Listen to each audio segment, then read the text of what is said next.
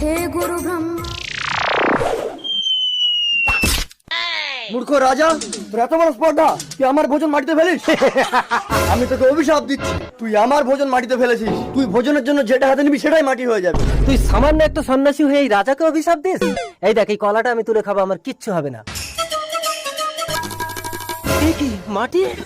আমাকে ক্ষমা করে দাও সন্ন্যাসী, তুমি এই অভিশাপ তুলে নাও। ঠিক আছে, যদি কোনো পতিব্রতা সতী স্ত্রী তোকে বুকের দুধ খাওয়ায় তাহলেই তুই অভিশাপ মুক্ত হবি। चरणों সন্ন্যাসী, কতদিন খেতে পাইনি, একটু জল খাবো। মাটি, আমি বড় ক্ষুধার্ত।